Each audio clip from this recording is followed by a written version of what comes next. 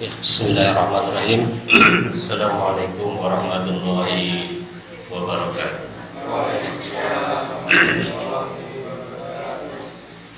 Alhamdulillahirabbil alamin wassalatu wassalamu ala sayyidina Muhammadin wa ala alihi wa ashabihi ajmain.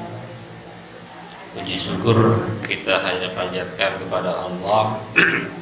Salawat dan salam semoga tercurah kepada Nabi besar Muhammad sallallahu alaihi wasallam. Yang saya hormati para ustadz, para sesepuh di Masjid Al-Hakim, para jamaah. Kali ini kita akan bersama-sama membaca. Jadi kita bukan hanya mendengarkan kalau hari ini ya, jadi membaca, boleh juga mengkritisi ya. Jadi dibiasakan boleh mengkritisi, boleh membaca, boleh juga beda pendapat, gitu ya. Terkait bab 5, kita mulai udah berapa bulan ya, Ustaz Hadi ya? Udah ada setahun ya, lumayan ya, oke. Ya, terima kasih juga kepada pembawa acara ya, Ustaz Agus. Ya, jadi target buku ini kalau mau istiqomah kita nanti sampai usia 60 lebih baru selesai ya. Kalau mau istiqomah ya. Nanti tentunya tergantung evaluasi dari tim pengembangan ilmu ya. Sampai usia ini kan 371 bab, kita baru 5 bab. 1 tahun hanya 12 bulan, dikurangi Ramadan, dikurangi ya acara macam-macam ya. Sisanya ya 8 bulan lah tetap. Bagi 8, 371 bagi 8. Isinya ini lagi, Ustaz Denar ya nanti ya. Oke, nanti mungkin bisa gantian ya, khawatirnya bosan nanti Pak Ustaz Haidir bisa gantian. Hadir nggak Ustaz Haidirnya? Oke, jadi misalnya bulan ini saya, bulan depan Ustaz Haidir, yang enak gitu ya, gantian. Atau ibu-ibu ada juga yang mau nyoba, nggak apa-apa ya. Kita sharing aja ya. Oke, Bapak Ibu semua sudah megang bukunya ya? Ada udah megang belum? Wah, ini harus megang nih. Ini baru megang kitab kuning kan? Ini baru real kitab kuning. Kenapa disebut kitab kuning? Karena warnanya kuning, ya kan? Ini yang disebut kitab kuning tuh begini ya.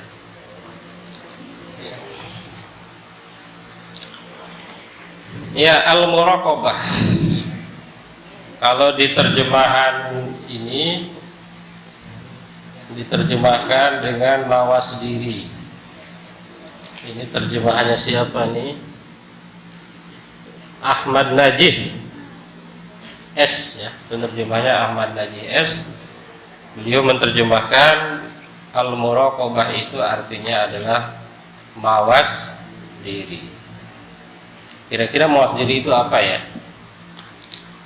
Kalau di KBBI itu mawas diri apa? Mawas diri adalah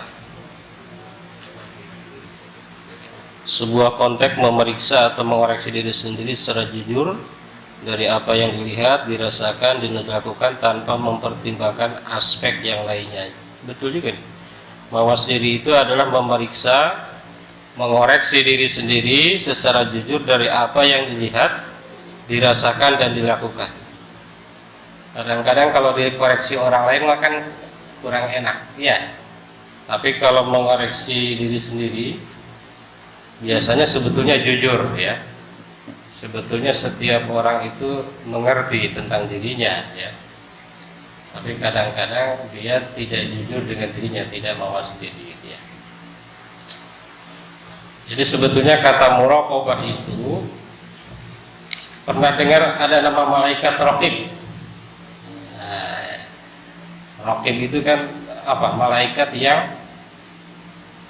apa? Kerjanya apa? Raqib atid ya. Raqib mencatat amal baik ya kan. Atid mencatat amal buruk, katanya begitu. Raqib itu, jadi raqib itu berarti malaikat yang kerjaannya mengintai ya, jadi mengintai kita. Sama dengan CCTV. Raqib itu CCTV ya. Jadi kerjaannya ngintai apa yang kita lakukan. Cuma kalau CCTV dia merekam bagian depan saja. Kalau raqib itu seluruh bagian, luar dalam, bawah atas, kiri kanan semuanya. Jadi Pak Ustadz Asep, saya pernah ikut syuting ya di Ciputat, ada namanya sekarang apa? TV Edu ya. Ternyata syuting itu begitu. Jadi ketika ada dialog, jadi syuting secara keseluruhan, nanti sesekali dia kameranya pindah ke muka dia doang gitu ya. Oh ternyata begitu. Jadi untuk menggambarkan secara utuh kamera itu tidak bisa juga ya, bisa direkayasa kan. Jadi ketika dialog kan, coba lihat di sinetron, dialog itu kan dua orang dialog nih. Nanti ketika satu orang ngomong, zoom ke dia gitu. Itu lama sekali itu ya, lama sekali. Nah kalau CCTV Allah itu bisa menggambarkan seluruhnya, jadi luar dalam. Jadi bapak ibu nggak usah khawatir, kalau ibu bapak orang baik nggak usah khawatir, itu udah ada rekaman. Bukan 3 dimensi lagi, 1 miliar dimensi gitu ya, dimensinya. Bahkan di UIN ada satu profesor, siapa, Pak Faisal ya, Adi Faisal itu bilang gini, kan di dalam ayat Quran itu ada al-yawma nakhtimu ala afwahihim, itu wa tukallimuna aydihim wa tashhadu arjuluhum bima kanu yaksibun. Jadi kan kata Allah, nanti di akhirat itu yang berbicara bukan mulut, ya kan? Kalau mulut bisa berdusta, kalau mulut bisa berkilah, ya kan? Itu nanti di dunia di akhir zaman juga bisa tuh. Sekarang kamera di mana-mana banyak. Nanti kalau kata beliau ini prediksi ya, sekian puluh tahun mungkin ya, itu tembok ini itu bisa menjadi saksinya. Jadi bisa rekamannya bisa ada tuh. Sekarang masih mimpi ya. Nah, sekarang masih mimpi, tapi mungkin nanti akan kenyataan. Nanti anak cucunya Pak Sutaya, misalnya 100 tahun yang akan datang, pengen ngecek nih, ini kakek saya nih ikut pengajian sebut dengan sekian, oh ada nih duduk di samping Ustadz Farhan nih, di sampingnya ada makanan ya, ada apa, ada kresek merah, itu nanti begitu muraqabah. Hadirin jamaah yang berbahagia, jadi muraqabah itu adalah kita senantiasa merasa dilihat oleh Allah ya, kapanpun, dimanapun, bahkan sampai ke hati kita ya. Jadi yang dilihat itu bukan hanya apa yang kita lakukan, apa yang kita ucapkan, tapi hati kita. Sebetulnya ini apa gitu ya, target itu apa. Allah Subhanahu wa taala berfirman, alladzi yaraka hina taqumu wa taqallubaka fis sajidin.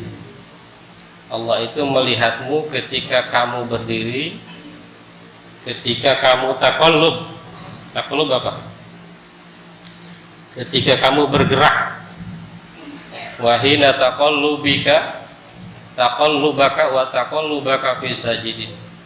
Jadi Allah melihat kamu berdiri, kamu bergerak fis sajidin. Ya, tatkala melaksanakan sujud ya. Ayat yang kedua ini sebelum hadis ya. Ayat yang kedua, bahwa ma'akum aina ma kuntum. Wa huwa dan ia ma'akum bersama kalian ainama kuntum dimanapun kalian berada. Yang ketiga, innallaha la yakhfa alaihi syai'un fil ardi wala fis sama. Sesungguhnya Allah itu tidak yakhfa itu apa? Tidak samar. Pernah dengar istilah ikhfa? Ikhfa itu samar ya. Tidak samar bagi Allah itu apa yang ada di bumi dan apa yang ada di langit. Kalau bagi kita mungkin samar. Usia kayak saya aja kadang ngelihat orang nggak jelas karena minus ya. Mau pakai kacamata ribet gitu ya. Inna rabbaka labil mirsad. Ini ayat selanjutnya. Tapi di sini nggak ada ya. Ada. Inna rabbaka labil mirsad. Sesungguhnya Tuhanmu pasti akan mengawasi. Inna rabbaka, sesungguhnya Tuhanmu labil mirsad, sungguh akan mengawasi. Firman Allah yang lain, ya'lamu kha'inatal a'yun. Bahkan di sini mah nggak ada diterjemah ya. Ya'lamu kha'inatal a'yun wa ma tukhfis sudur. Diterjemah nggak ada, malah di situ. Oh ada, malah dibalik dia ya. Allah mengetahui kha'inatal a'yun, mata yang berkhianat. Wa ma tukhfis sudur, dan apa yang disembunyikan oleh hati kita. Waduh, Allah itu repot juga ya. Allah semuanya tahu ya. Itu jadi betul-betul semua itu ada dalam pengawasan, penglihatan, observasi Allah Subhanahu wa Ta'ala. Jadi luar biasa ya. Oke, Bapak Ibu sekalian, di sini ada kalau nggak salah 9 hadis ya. 9 ya. Ada 9 hadis, tetapi hadis yang terakhir katanya dhaif ya. Kita lihat yang terakhir dulu, disebut ini hadis dhaif. Nggak usah dipercaya, ini hadis dhaif nih. Kenapa dhaif? La yus'alur rajul fi ma daraba imra'atahu. Ini disebut hadis dhaif. Memang nggak logis nih. La yus'alu, tidak ditanya ar-rajul, seorang laki-laki, fi ma daraba imra'atahu, kenapa dia memukul istrinya. Nah, ini kekerasan KDRT ya. Ini jangan dipakai nih oleh orang-orang KDRT. Nggak boleh, ini nggak boleh KDRT katanya ya. Ini hadisnya dhaif nih. Memang banyak kadang-kadang hadis dhaif itu menarik gitu Pak, mencengangkan. Itu hadis-hadis dhaif itu setahu saya mencengangkan sekali. Jadi kalau ada hadis-hadis yang di luar nalar itu biasanya dhaif. Waktu dulu saya kan nggak baca hadisnya ya. Saya khutbah, saya cerita tentang kejadian yang satu hari itu mati 70.000 tentara itu ya. Pas saya pulang, saya di stop sama jamaah. Nah, itu kayaknya itu santrinya itu. Nah, temennya Ustaz Ar-Razi itu ya. Ustaz katanya itu hadisnya dhaif. Itu hadisnya dhaif. Masa sehari 70.000 gitu kan. Emang tentara sebanyak itu kayak gitu. Enggak logis gitu. Hal-hal yang enggak logis biasanya dhaif. Karena memang Islam itu hampir semuanya itu logis ya. Setahu saya begitu ya. Jadi kalau kita memakai apa yang dalam Islam itu memang enak sekali, logis. Islam itu tidak berat, Islam itu mudah, Islam itu tidak ribet, logis sekali. Misalnya nih, saya yang paling sekarang ilmu yang paling hilang di Islam itu kan ilmu waris ya. Tahu waris ya? Kita disuguhi di FTV. Kalau bapaknya meninggal, itu bagaimana bagi warisnya? Nah, pada ngerti nggak itu? Taunya laki-laki 2, perempuan 1 kan? Nah, atau kalau di FTV itu setahu saya tergantung wasiat. Iya kan? Kata bapaknya anak pertama dapat rumah ini, ya kan? Kata bapaknya, ini anak yang nakal nih nggak dapat. Di dalam Islam itu real, Pak. Boleh wasiat tapi sepertiga. Itu, aduh, Islam itu hebat sekali ya. Jadi Anda boleh wasiat tapi sepertiga saja. Misalnya Anda punya anak angkat, wasiat untuk anak angkat sepertiga saja, nggak boleh lebih. Nggak boleh lebih. Waduh, hebat sekali. Dan ini mungkin belum banyak yang tahu ya. Kalau seseorang meninggal, misalnya seorang bapak meninggal atau ibu ya, ibu apa bapak? Seorang ibu meninggal ya, yang dapat warisan siapa? Ya, suami dapat. Terus siapa lagi? Anaknya. Kalau di kita gimana prakteknya?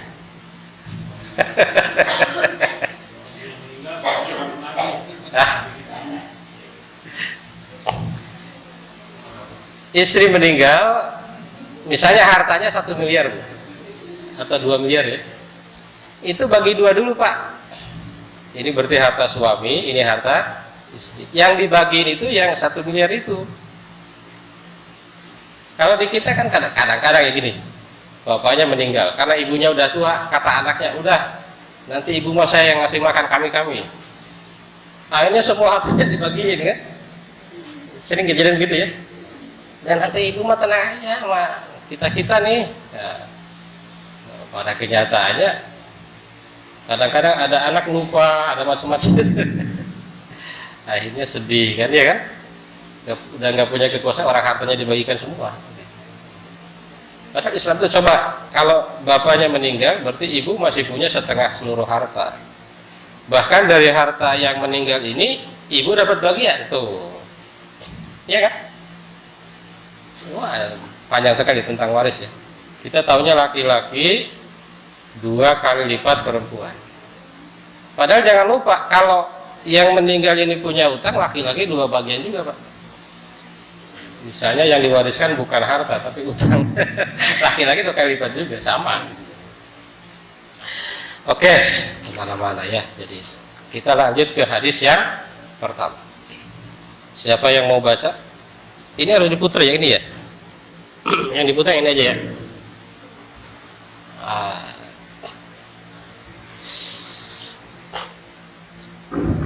Siapa yang mau baca dulu Pak?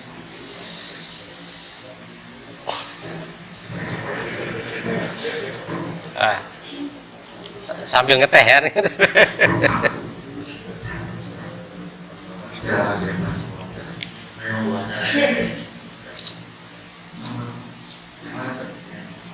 Hadis pertama, halaman 34-35 ya. Iya Ustaz saja.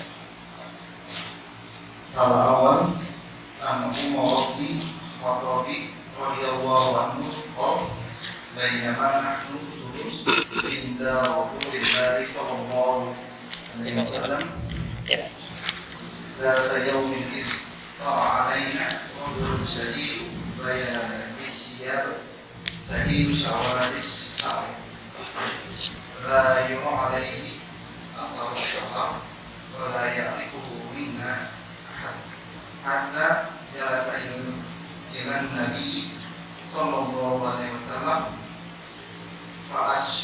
فأسنده ركبتيه إلى ركبتيه ووضع كفيه على فخذيه وقال يا محمد أخبرني عن الإسلام.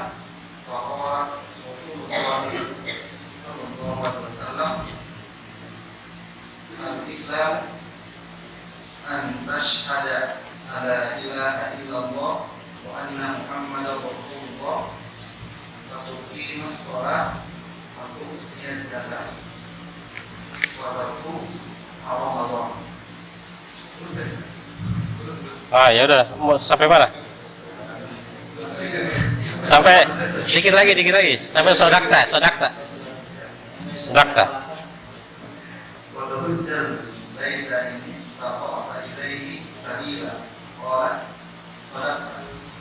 Ya, sampai sodakta nanti gantian. Ini udah ada absennya ya, yang udah pernah baca nggak ditunjuk lagi ya. Bismillahirrahmanirrahim. Fal awal, hadis yang pertama, an Umar bin Al-Khattab, dari Umar bin Al-Khattab. Ini tulisan Umar begitu Pak, Bapak Ibu ya. An Umar bin Khattab radhiyallahu anhu itu artinya apa? Semoga Allah meridhoinya, gitu ya. Radhiyallahu an, semoga Allah meridhoinya. Sebetulnya dari kata Allah telah meridhoinya, tapi yang dimaksud semoga, gitu ya. Radhiya bermakna istardha, ya. Qala, berkata. Siapa yang berkata dong? Mas Umar ya. Umar berkata. Ini Umar cerita, kira-kira begitu ya. Bainama nahnu, tatkala kami julusun, duduk inda Rasulullah sallallahu alaihi wasallam, ketika kami ngopi-ngopi gitu ya, bersama dengan Rasulullah sallallahu alaihi wasallam. Kalau sekarang begitu ya. Dzata yaumin, pada suatu hari. Nah, kalau di pesantren itu bisa ditulisin Pak. Nah, bawa di samping-sampingnya tuh. Pada suatu hari, ketika itu tiba-tiba tolak datang alaina, kepada kami, rajulun, seorang laki-laki, syadidu bayadu thiyabi, ada laki-laki datang yang bajunya sangat putih, mungkin habis di laundry ya. Yang kedua, syadidu sawadi sya'ri, rambutnya ini hitam banget. La yura, tidak bisa dilihat, alaihi, atasnya, atharus safar, jadi bekas perjalanannya itu tidak kelihatan. Ini sulap merah ya gitu ya, tidak kelihatan ini. La ya'rifuhu, tidak ada yang mengenalnya, minna, dari kami, ahadun, satu orang pun. Jadi ini orang asing datang ketika Nabi ngobrol-ngobrol ya, datang, dan itu orang kayak nggak napak gitu ya. Hatta jalasa, sehingga ia jalasa, duduk, ila Nabi, dekat dengan Nabi sallallahu alaihi wasallam. Fa asnada, maka kemudian ia menyenderkan. Jadi orang ini kok nggak sopan ya, menyenderkan rukbataihi, kedua lututnya, ila rukbataihi, kepada kedua lutut Nabi sallallahu alaihi wasallam. Kira-kira begini, ada orang datang, kemudian kok lututnya diaduin dengan Nabi gitu loh. Padahal Nabi itu kalau sekarang presiden gitu ya. Nah, ini orang berani banget gitu ya. Wa wada'a kaffaihi, dan ia meletakkan kedua tangannya ala fakhdaihi. Ini tangannya diginiin ke paha Nabi itu. Udah mah diaduin, ditempelin tangannya. Wa qala, dan ia berkata, ya Muhammad, wahai Muhammad, akhbirni anil Islam. Dia bertanya, Islam itu apa sih? Kata orang itu ya. Faqala Rasulullah sallallahu alaihi wasallam, kemudian Rasul bersabda, al-Islamu itu katanya satu, antasyhada an la ilaha illallah. Islam itu adalah ketika Anda bersyahadat. Syahadat, asyhadu an la ilaha illallah wa anna Muhammadar Rasulullah. Yang kedua, Islam itu mendirikan salat, wa tuqimas salat. Yang ketiga, wa tu'tiyaz zakat. Apa itu artinya? Memberikan zakat. Yang keempat, wa tasuma Ramadan, puasa di bulan Ramadan. Wa tuhijjal baita, dan berhaji di Baitullah. Ini istata'ta, jika kamu mampu. Kalau haji ini khusus kalau mampu. Kalau Bapak Ibu punya uangnya haji, kalau enggak usah ya. Ilahi sabila, kepada Baitullah, sabilan, di jalannya. Mampu ini bisa uangnya, bisa kesehatannya, bisa keamanannya, gitu Pak ya. Maka di UIN ada Ustadz Farhan, ada dosen tuh, dosen bahasa Inggris. Katanya haji itu enggak wajib selama sistem di Arab belum ini. Kan dulu pernah ada kejadian terowongan Mina tuh. Selama masih begitu katanya, bagi saya nggak wajib. Gitu. Jadi selama tidak aman nggak usah. Ya, selama membahayakan tidak usah. Gitu ya. Dan saya udah 2 khutbah saya menjelaskan ini ya. Saya lihat survei-survei. Nah, kalau mau lengkapnya nanti buka YouTube ya. YouTube tulis saja nama saya ya. Jadi di situ ada statistik umat Islam itu di Indonesia 87%. Tapi 65% tidak bisa baca Al-Quran. Nah itu statistiknya ya. Berarti tentang syahadat tadi ya. Tentang sholat itu belum ada penelitian yang betul-betul detail. Sholat ya, berapa persen umat Islam yang sholat. Tentang zakat memang ini yang paling lemah, Ustaz Agus ya. Tahun 2022 potensinya 327 triliun se-Indonesia, yang terkumpul hanya 17 triliun. Yang di luar ini lagi yang mantap lagi puasa. Menurut survei dunia, orang yang berpuasa itu 1,8 miliar. Muslimnya 2 miliar, yang berpuasa 1. Jadi puasa itu termasuk tertinggi. Makanya saya pernah ini ya menjelaskan ya ayyuhalladzina amanu kutiba.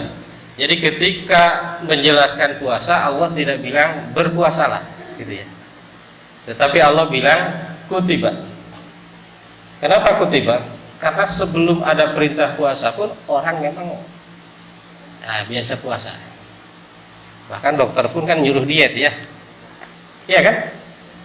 Ya, jadi kalau 1,8 berbanding 2 miliar berapa persen yang berpuasa? 90 ya. 90% Muslim berpuasa. Ya, kita tidak melihat puasanya seperti apa ya. Sementara haji di Indonesia itu yang antri haji berapa? Tahu nggak?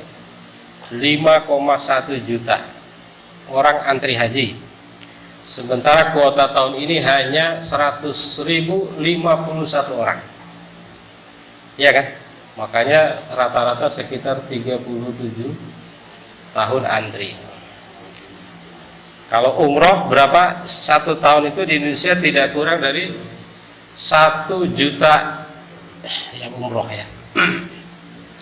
Ditambah sekarang itu bank-bank nih, Pak Hadi mungkin sama ya, di bank itu nawarin melulu tuh bank-bank itu, bank-bank. Pak, ayo katanya kalau mau daftar haji di gitu ya. Itu Bapak Ibu.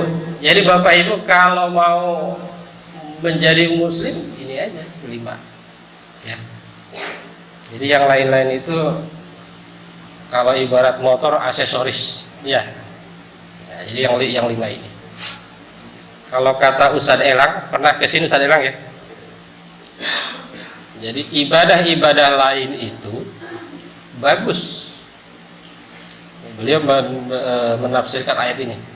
Wa aqimus sholata wa atuz zakata wa ma tunfiqu min khairin tajidu.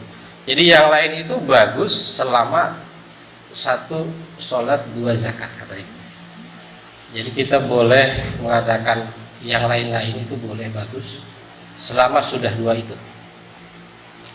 Misalnya kita sering ada akikah apa ya, akikah lalu baca apa itu, nah itu bagus nggak apa-apa selama yang 2 tadi dulu gitu ya. Kita ngadain acara tahlil ya gitu kan, nah, itu bagus selama yang 2 tadi. Jadi acara-acara yang lain itu ya boleh ya. Meskipun ada juga yang mengatakan bid'ah ya, bid'ah dolalah. Nah, itu kan beda pemahaman aja ya. Beda pemahaman aja. Kalau saya pernah ikut dua-duanya ya. Misalnya pelatihan ruqyah ya. Itu ada ruqyah syar'i, ada ruqyah biasa ya. Kalau yang ruqyah syar'i Kalau bacaannya tidak dari Nabi, dia bilang itu bid'ah gitu ya. Misalnya bacaannya karya ulama, itu nggak boleh. Jadi harus betul-betul apa yang diberikan oleh Nabi Sallallahu Alaihi Wasallam. Tapi ada pendapat lain, ya kan ruqyah ini bukan ibadah. Selama bukan ibadah nggak apa-apa gitu. Nggak apa-apa, itu kan hanya perbedaan ya. Qala sadaqta, betul. Siapa yang bilang betul? Orang tadi, ini orang nanya kok bilang betul. Sadaqta, betul ente. Betul kamu. Fa'ajadna lahu yas'aluhu wa yusaddiquhu. Kata tadi yang ngomong itu tadi Umar bin Khattab kan? Kami kaget. Kok dia yang nanya, dia yang membenarkan. Oke, selanjutnya dari Kola di Pak Anto atau Pak Agus atau Pak Agus, jangan kan MC ya.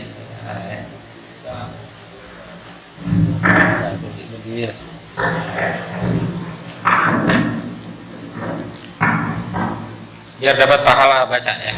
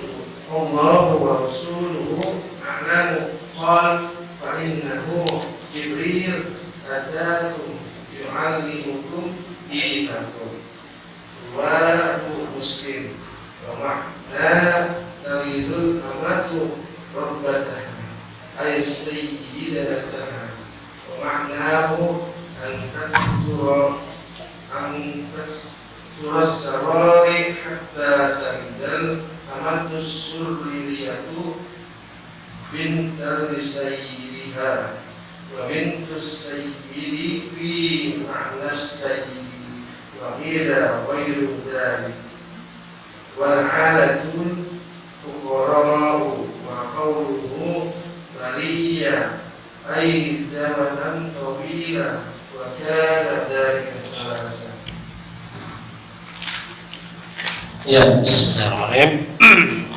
Terima kasih Pak Ustaz. Yang kedua ini orang nanya lagi ya. Pak akhbirni adil iman. Apa itu iman? Ini menjadi rukun iman ya. Satu, percaya kepada Allah wa malaikatihi, percaya kepada malaikat Allah, wa kutubihi, percaya kepada kitab Allah, wa rusulihi, Rasul Allah, wal yaumil akhiri, hari akhir, wa tu'minu bil qadari, percaya kepada qadar khairihi wa syarrihi, baik atau buruk. Qala, berkata sadaqata. Betul. Kalau sekarang iman kepada apa lagi? Iman kepada, kata suami tambahin yang ke-7, iman kepada suami. Percaya kepada suami. Oke, itulah rukun iman. Jadi rukun iman itu ngambilnya dari sini. Kalau ada Siapa itu? Siapa namanya yang bilang tidak ada di Quran? Bisa jadi. Kan ada Quran, ada hadis, ini penjelasnya kan. Ini yang menjadi cikal bakal di sekolah-sekolah. Disebutkan rukun iman ada. Nah, iya kan? Ketiga, ini nanya lagi. Sudah dijelaskan tentang iman tuh nanya lagi. Mana tadi? Fa akhbirni anil ihsan. Iman, Islam, iman, ihsan. Kemudian tolong kasih tahu saya mengenai apa itu ihsan. Ihsan itu adalah anta'budallah ka'annaka tarah. Kamu beribadah kepada Allah seakan-akan kamu melihat Allah, ya kan? Kamu sholat seakan-akan kamu melihat Allah. Kalau melihat Allah ya sholatnya khusyuk. Fa in lam takun tarah, karena meskipun kamu tidak melihatnya, fa innahu yarak, sesungguhnya ia melihatmu. Itu ya.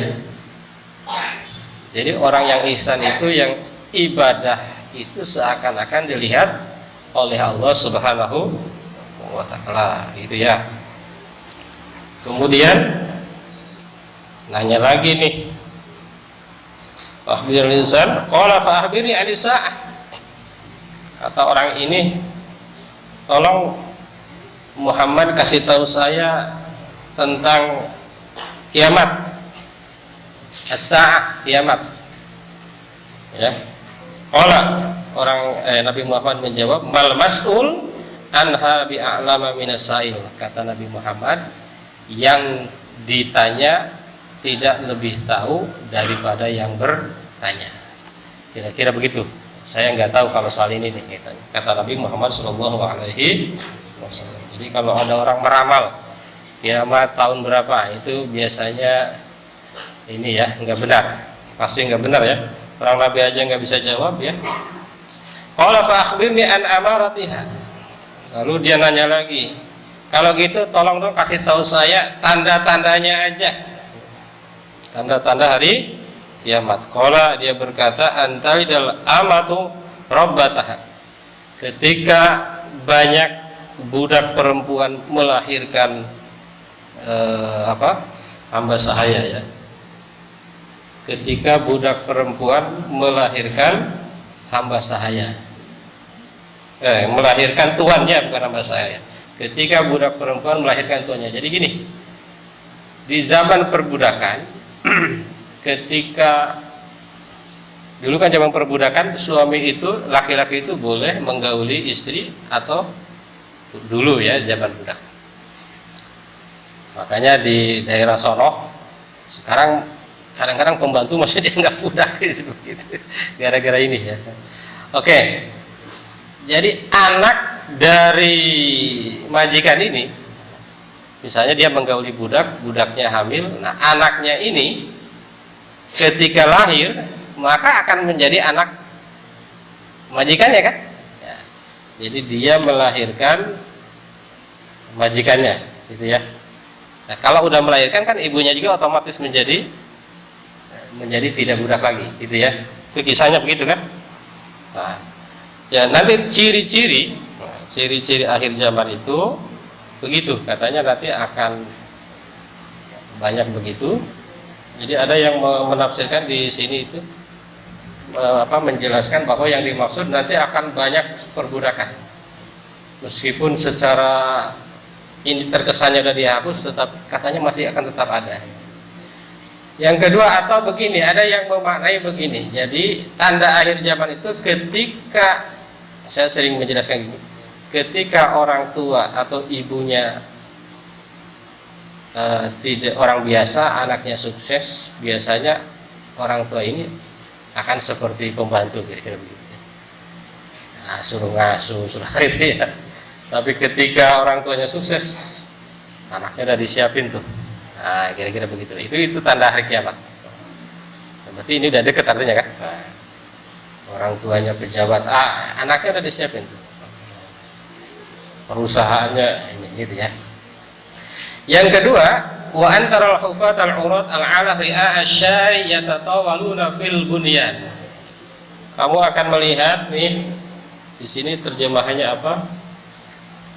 Kamu akan melihat para penggembala ya, yang bertelanjang kaki, dia saling berlomba-lomba dalam meninggikan bangunan.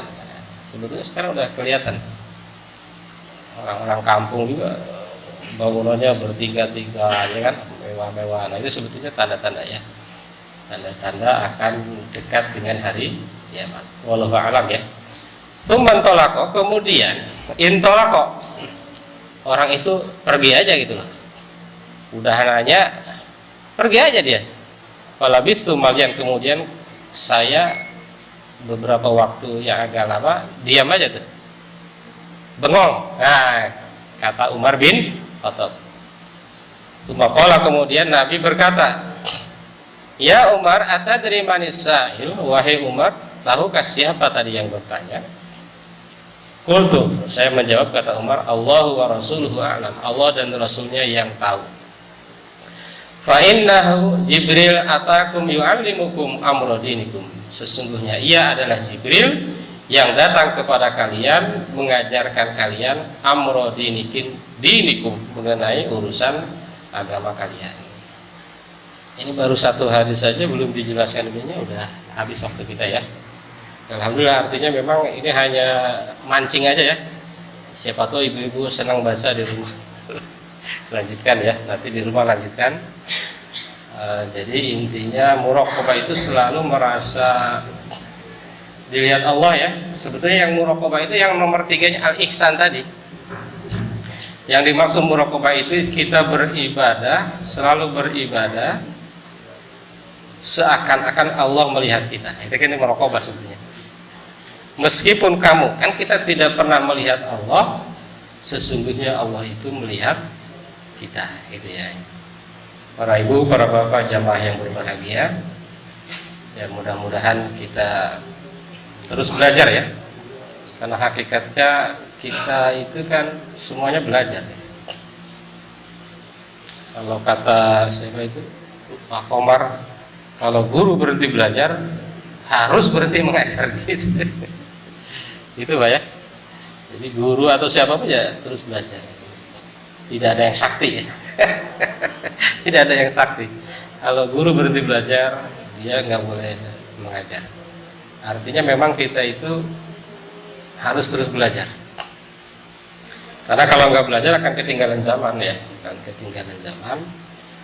Tentunya dalam bidang apapun ya. Kajian ini hakikatnya adalah belajar. Semua belajar. Mudah-mudahan nanti kita bisa menerapkannya masing-masing ya. Jadi saya sering bilang yang disampaikan ini hanya pengetahuan, ya itu ya. Hanya pengetahuan. Mengenai prakteknya, mudah-mudahan kita bisa terus belajar, gitu ya. Saya kira itu aja Bapak Ibu sekalian. Kelihatannya udah agak gelisah ya. Ya, udah cukup siang. Nanti kalau mau belajar lengkap, private aja. Datang ke rumah, nah, gratis Pak, gratis, tenang aja, nggak usah bayar ya. Tapi kan kalau mau kan, yang mau istiqomah aja kan. Kalau nggak istiqomah ya nanti baru 1 pertemuan udah kapok gitu. Ya. Terima kasih sekali lagi Bapak Ibu sekalian. Mudah-mudahan ada manfaatnya untuk kita semua. Assalamualaikum warahmatullahi wabarakatuh.